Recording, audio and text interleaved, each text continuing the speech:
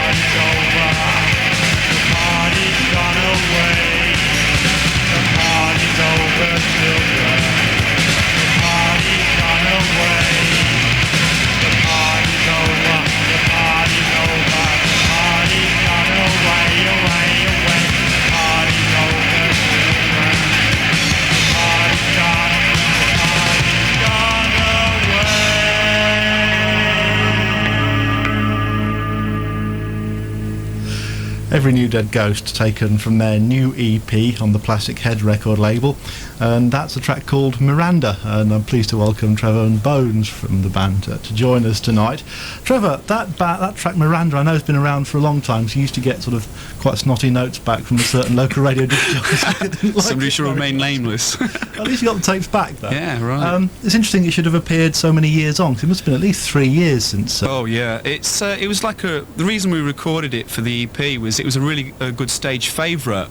You know, a lot of gigs we did say, oh, you haven't done Miranda, and we were considering dropping it because of its age, but I know there's just something there. It's simple. Yeah, it always goes down well. There's only about three chords in it all the way through, but it works, you know, and so why drop a good song, you know? Bones likes it as well. Yeah, I think it's a good song.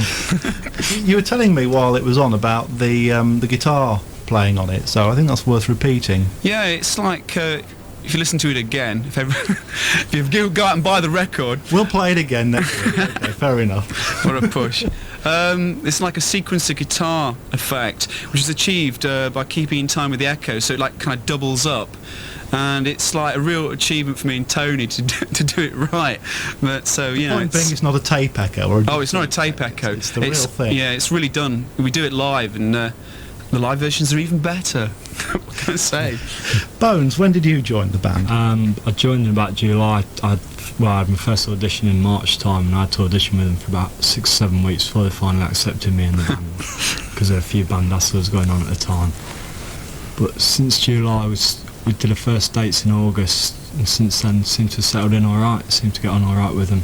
What sort of experience did you have before that? I played in a couple of bands in the past. I've done some stuff on my own, just like 4-track demos, but I never bothered sending them off for out. And I used to play bass in a band in Nuneaton near Hinckley, but I had to give that up. I moved up to Nottingham and I had to sell me bass and stuff to carry on living. So I seen that to join a band singing, so I thought I'd go for it.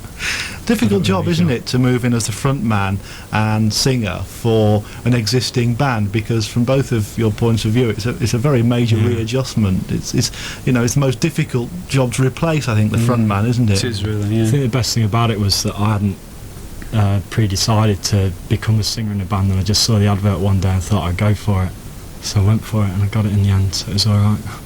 Well, we last came across the Plastic Head record label via Leicester band Pyjama Sutra. Yeah. Who put out an album and a couple of singles released on that label. What was your connection with them, Trev? I mean, how did you Plastic get Head? involved? Well, the old lineup of the band, we were playing a gig in Newbury, and one of our roadies got talking to somebody in the audience, and he says, "Oh, I'm a talent scout for Plastic Head." And I went, "What? You know, Plastic what? You know?" And he just got chatting to us and explained that he was friends of friends who owned Plastic Head's records. And I think, you know, it sort of went from there, really. We got in touch with them, or they got in touch with us, I can't remember which way round it was, and they offered us this sort of deal. Oh, what sort of deal then? What did it entail? Basically, that we pay half and they pay half, which is in reality us pay a third and then pay the rest at the moment.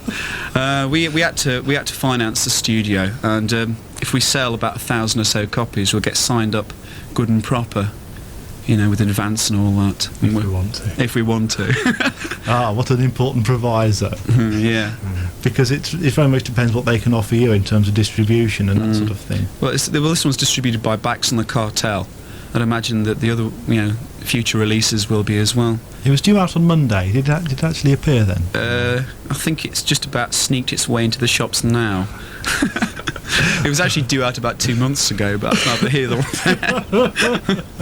It's one of those things. So we must mention this. It's called Ascension, and it is distributed by Bax and the Cartel. Yeah. So you can certainly order it in shops, even if It's out at a very well-known alternative record shop already. Hint. would that be one where one chooses one's record? Yes, very carefully. Yes. Your input then into the band in terms of material, Bones. Have you started to write? With them? Is that one of the ideas? Most of the lyrics are mine now. There's just a couple of lyrics from the old singers, and when it comes to music, like, we all do it together, because like, I've got a bit of musical ability, so we all like share the music between us. Whoever comes up with the ideas, sort of follow it through. Now, I'm always loath to start categorising bands and so on, but you, in fact, you're in the middle of a takeover of the Nottingham media at the moment, because you're in the Evening Post tonight in Steve Mitchell's column, and I think that's headed Goth Power or something along the lines. Something like that, yeah. That sort of categorisation is, I think, not exactly helpful, because you could say that the goth market was strong a couple of years back, but not so strong now. So do you ally yourself to any particular sort of movement happening at the moment? There's loads you can say about this. I think this is actually quite indicative of the press in this country. They're obsessed by categorisation of bands. All right, you look like this and you're that band, etc., But etc. isn't the industry, that's the problem, you see, isn't the industry also obsessed with categorising? Yeah, I suppose they are, really. I mean, like, if you sort of like put out some feelers to other countries, you find that they're sort of not quite so obsessed by bracketing. I mean, like, I suppose, I mean, say the goth market, I mean, I've never really understood what is meant by a goth band. Not really. I mean, we just play music, and we all have our own influences, and it all comes together in this awful noise called Every New Dead Ghost. I mean, that's that really. And I suppose we all wear black clothes. Is that gothic? You know, I don't know. I've got long hair. Am I a heavy metaler? I don't know. You know, I'm really glad you said that, because I've never quite understood it either, and I thought this is just me being hopelessly naive. But I've never quite understood the connection between, let's say, All About Eve and Balaam and the Angel, which has apparently come in. I'm told come into the same sort of area. But I'd like to know who does the telling.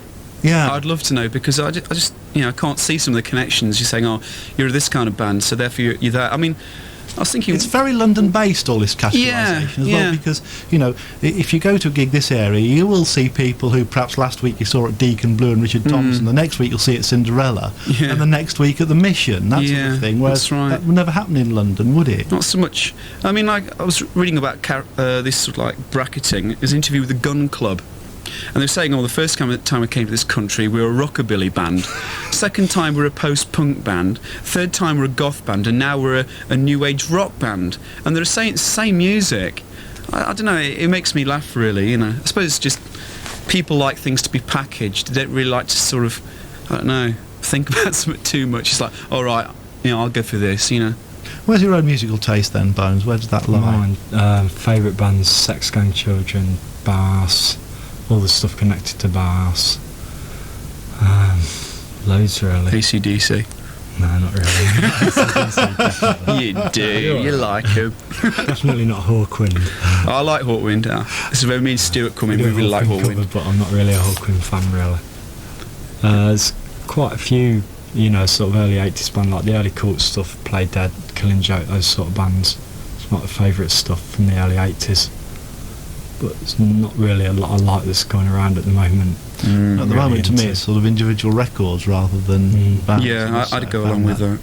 So when can we see you in the near future? If you live in the Retford area, you can come and see us tomorrow night. That's quite a long way north. So it's the Porterhouse tomorrow. Yeah, it's the Porterhouse tomorrow, yeah.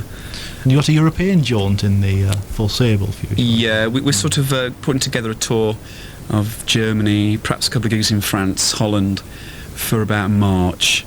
It's all in the planning stages at the moment. There's a possibility of a couple of gigs in Paris, which I reckon would be a laugh. But we have actually got sort of at least one more gig before Christmas. No, just after Christmas, we're playing the Crypt in London, and we're doing a trip down there if anybody's interested in going. Oh, let's have the details of that then. Yes. We'll start to promoting that for you. That's no problem. But nothing in the near area after Retford. Well, what we did is we did this great big tour starting in about September and ending about 2 weeks ago to promote the record, which just come out now. So we've done all the gigs we can till about February. Right, well, you need to sell 1,000 of them, so the least we can do is wish you well on the way. Yeah. We'll play Miranda again next week. But this is Naked Truth, which is the one that as soon as you brought it in you said was your favourite. Can you tell us why this is? It's good to bang your head to. Guitar line. Me and Stuart like it. That's good enough for me, Trev. Yeah. It's been a pleasure talking to you again, I must say. Yeah, it's nice seeing you. Thanks very much indeed. Cheers.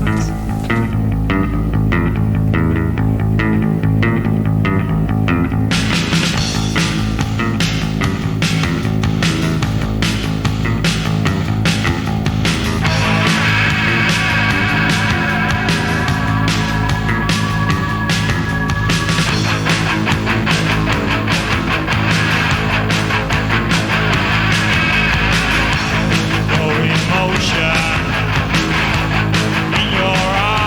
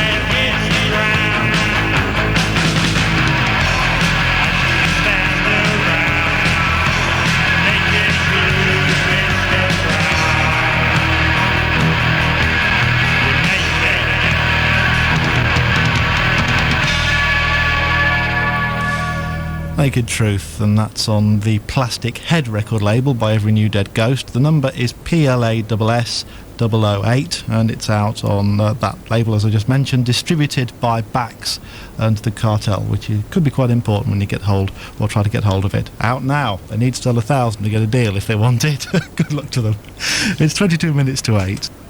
First, Jason and the Golden Fleece. Then, Indiana Jones and the Lost Ark. Now, independent motor factors and the car spare no one seems to stock but you, the customer, need within a few days. Against all odds, we battle to trace the elusive Do item. not buy a leather jacket until you've been to the incredible liquidation sale at Red Alert, Long Road, Nottingham. All stocks must go this week. Thousands of items have to be cleared this Thursday, Friday and Saturday, and any sensible bids on coats will be accepted. You cannot afford to go anywhere else. Leather jackets from $29.99. These prices are just ridiculous because everything must go.